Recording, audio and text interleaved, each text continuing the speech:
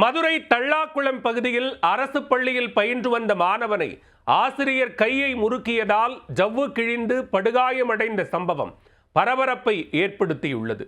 இதுகுறித்து மாவட்ட ஆட்சியரிடம் புகார் அளித்த குடும்பத்தினர் மிரட்டப்பட்ட சம்பவத்தின் பின்னணி என்ன?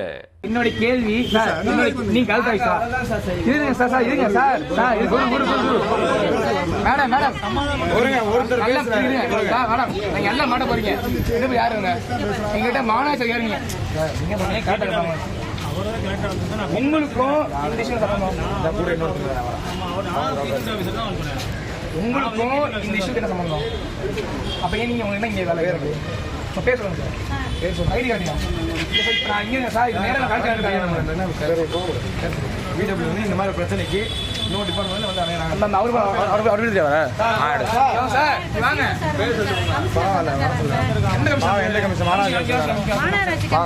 சொல்லுங்க வர சொல்லுங்க சார். அங்க நான் போகணும் சார், ஸ்கூலுங்களா?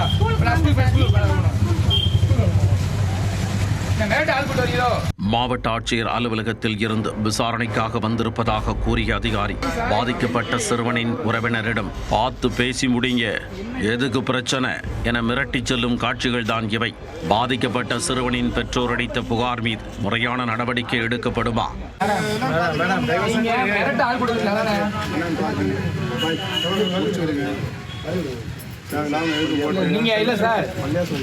மதுரை தல்லாகுளம் பகுதியில் உள்ள மாநகராட்சி உயர்நிலைப் பள்ளியில் ஏராளமான மாணவ மாணவிகள் படித்து வருகின்றனர். ஓரிப்பாளையம் பகுதியைச் சேர்ந்த மன்சூர் அலியான் எனும் கூலி தொழிலாளியின் மகனான சையத் அலி என்பவர் இப்பள்ளியில் 7ஆம் வகுப்பு பயின்று வருகிறார். இதனிடையே கடந்த வெள்ளிக்கிழமை மாணவர் சீருடை அணியாமல் பள்ளிக்கு சென்றுள்ளார். அதை பார்த்து ஆத்திரமடைந்த பள்ளியின் தலைமை ஆசிரியர் மாணவரை அடித்தது மட்டுமல்லாமல் கையை முறுக்கி திருகியதாக கூறப்படுகிறது. வலியால் துடித்த மாணவனுக்கு கையில் உள்காயம் ஏற்பட்டதாக தெரிகிறது. வீட்டிற்கு வந்த மாணவர் தொடர்ந்து கை வலிப்பதாக கூறி அழுதிருக்கிறார். உடனே பெற்றோர் அருகில் உள்ள மருத்துவமனைக்கு அழைத்துச் சென்றனர்.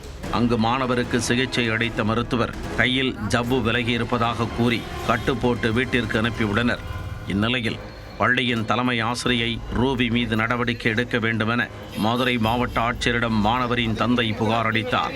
இது தொடர்பாக தலைமை ஆசிரியரிடம் தொடர்பு கொண்டு கேட்டபோது மாணவருக்கு பள்ளி மூலமாக சீருடை வழங்கப்பட்டுள்ளது என்றும் சீருடை அணியாதது குறித்து கண்டிக்க மட்டுமே செய்ததாகவும் மாணவரை துன்புறுத்தி தாக்கவில்லை என்றும் குறிப்பிட்டார். இதனிடையே மாணவரின் வீட்டிற்கு சென்ற தலைமை ஆசிரியை மற்றும் அவருடன் வந்த சில நபர்கள் மாவட்ட ஆட்சியர் அலுவலகத்தில் இருந்து விசாரணைக்கு வந்திருப்பதாக கூறி சமாதானம் பேசி புகாரை திரும்பப் பெற வேண்டும் என கூறியுள்ளனர்.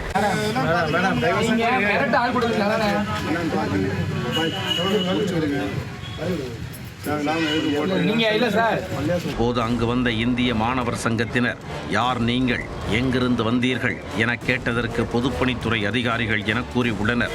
இந்திய மாணவர் சங்கத்தினர் தொடர்ந்து அவர்களிடம் கேள்வி எழுப்பியதால் அங்கிருந்து புறப்பட்டு சென்றனர். மேலும் மாவட்ட ஆட்சியர் அலுவலகத்தில் இருந்து விசாரணைக்கு வந்திருப்பதாக கூறிய நபர் ஒருவர் சிறுவனின் உறவினர் ஒருவரை பார்த்து பேசி முடிங்க, எதுக்கு பிரச்சனை என மாணவரின் உறவினரை மிரட்டிச் செல்லும் வகையில் பேசிச் சென்றது பரபரப்பை ஏற்படுத்தியது. மாணவர் தாக்கப்பட்டதாக எழுந்த புகாரில் விசாரணைக்கு முன்பாகவே பெற்றோருக்கு நெருக்கடி கொடுக்கப்பட்ட சம்பவம் அப்பகுதியில் பரபரப்பை ஏற்படுத்தியுள்ளது.